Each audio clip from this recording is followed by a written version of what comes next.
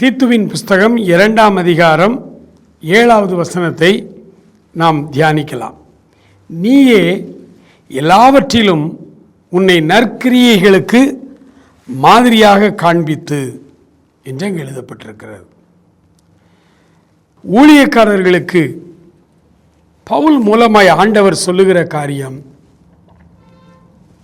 ஊழியக்காரர்கள் எல்லாவற்றிலேயும் மாதிரியாய் தங்களை காண்பிக்க வேண்டும்.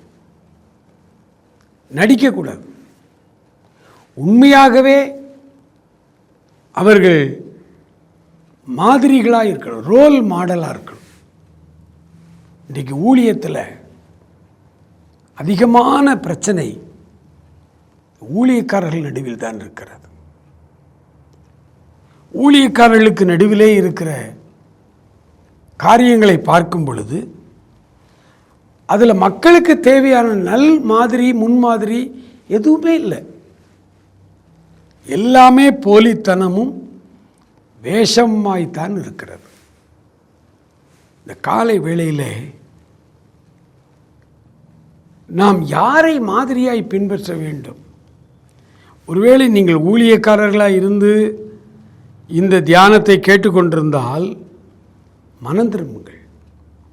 நீங்களே எல்லாவற்றுக்கும் உங்களை மாதிரியாய் வைத்துக் கொள்ளுங்கள். பவுல் சொன்னார், என்னை பின்பற்றுங்கள்னார்.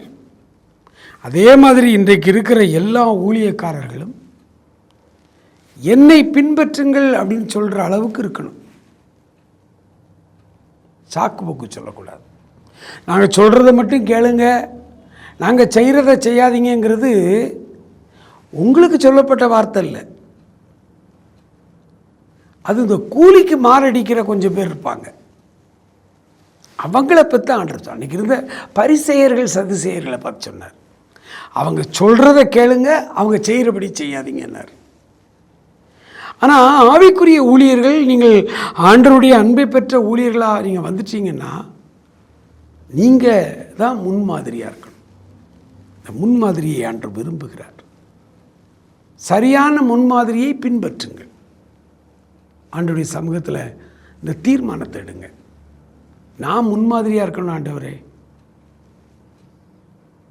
அல்லது முன்மாதிரியான ஊழியக்காரர்களை நான் பின்பற்றணும் ஆண்டவரே. ஆண்டவர் அதற்கேற்ற வழியிலே நம்மை நடத்துவாராக. ஆமென்.